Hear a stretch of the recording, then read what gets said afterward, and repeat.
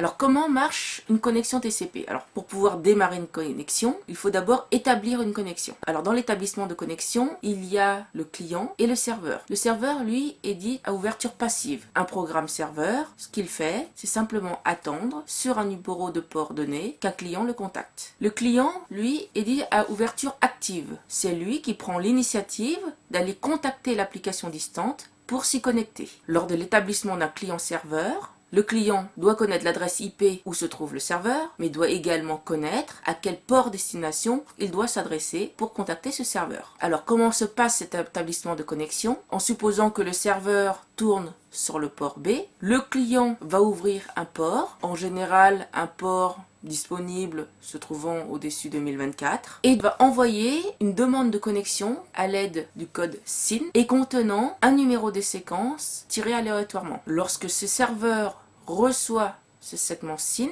avec ce numéro de séquence, ce serveur, s'il est d'accord pour que ce client établisse une connexion avec lui, va allouer les ressources, structure, mémoire nécessaires, puis ensuite va acquitter cette demande de connexion en envoyant dans son segment retour un acquittement contenant le numéro de séquence X plus 1 et également un SYN pour demander l'établissement de la connexion dans l'autre sens vers le client. De cette manière-là, cette connexion sera ouverture bidirectionnelle puisque le client pourra ensuite envoyer des choses au serveur et le serveur pourra ensuite envoyer des choses au client. Donc ce SYN ACK est envoyé au client. Le client vérifie bien que l'acquittement correspond bien au numéro de séquence qu'il avait envoyé précédemment, donc X plus 1. Et ensuite pour approuver l'ouverture permettant au serveur de communiquer avec lui par la suite, il renvoie encore un acquittement, cette fois-ci acquittant le SYN envoyé par le serveur qui avait pour numéro de séquence Y et c'est seulement lorsque ce serveur reçoit cet acquittement que enfin la connexion va pouvoir démarrer. Je résume.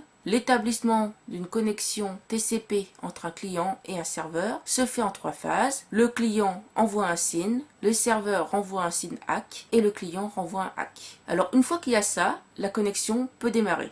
C'est-à-dire qu'il peut avoir dialogue. Dialogue où, indifféremment, le client peut envoyer des choses au serveur et le serveur peut envoyer des choses au client. À ce moment-là du dialogue, on ne parlera plus que de source et de destination. Alors, comment ça se passe? Donc, entre le port A de la source et le port B de la destination, maintenant qu'il y a eu connexion, si à un moment la source désire émettre un message, MI, donc elle envoie son message, ce message est reçu par la destination sur le port qui lui a été affecté et aussitôt le protocole TCP envoie un acquittement pour ce message. Et c'est seulement à la réception de cet acquittement-là qu'on peut continuer ensuite le dialogue. Que se passe-t-il déjà si le message qui a été envoyé s'est perdu? Alors lorsque en TCP on envoie un message, un temporisateur est armé. Donc si le message n'arrive pas, au bout d'un certain temps, l'émetteur, ne recevant toujours pas d'acquittement, réémet ce même message. Il peut arriver aussi que ce n'est pas le message qui s'est perdu, mais que c'est l'acquittement qui s'est perdu. Du point de vue de l'émetteur, c'est la même chose. Il avait envoyé un message, il n'a pas reçu d'acquittement,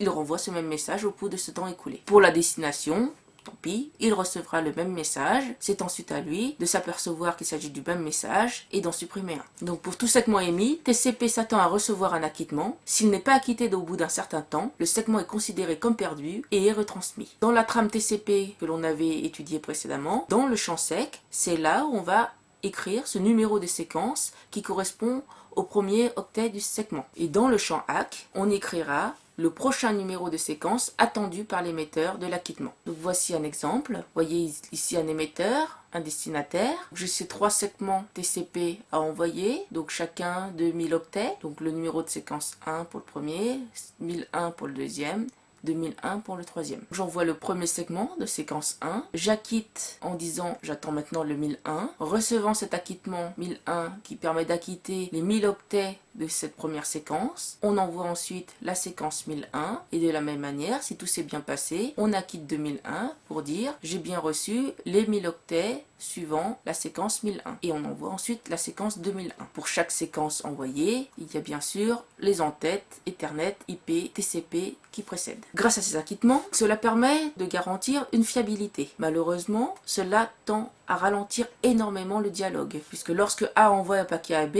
il faut que A attende la accusé de réception avant d'envoyer le paquet suivant. Alors ça rend les choses très très lentes. Imaginons qu'il faut entre 100 millisecondes et 500 millisecondes pour traverser l'Atlantique. Pour envoyer ces 3 segments, il faut attendre par exemple 500 millisecondes pour le premier message, 500 millisecondes pour attendre l'acquittement. Ensuite on envoie le suivant, on prend 500 millisecondes pour être envoyé, 500 millisecondes pour attendre l'acquittement, etc. Donc ça rend les choses vraiment très très lentes. Alors une des solutions pour gérer à la fois la fiabilité par acquittement et améliorer un petit peu cette vitesse, c'est d'utiliser ce qu'on appelle des fenêtres glissantes. Une fenêtre glissante, c'est avoir le droit d'envoyer un certain nombre de segments sans recevoir tout de suite l'acquittement. Par exemple, on va utiliser une fenêtre de taille 5 paquets, c'est-à-dire que l'expéditeur a le droit d'envoyer jusqu'à 5 paquets, c'est-à-dire que l'expéditeur a le droit d'envoyer tant qu'il n'y a pas plus de 5 paquets sans accusé de réception. Donc par exemple, dans un premier temps, l'expéditeur va envoyer d'un seul coup, les uns à la suite des autres, ces 5 premiers paquets, ceux-ci sans attendre d'accusé de réception, et c'est à partir du moment où il commence à recevoir le premier accusé de réception qu'il peut envoyer le paquet suivant. Toujours est-il qu'il ne peut avoir que 5 paquets non acquittés à tout moment. De cette manière-là, on a optimisé un petit peu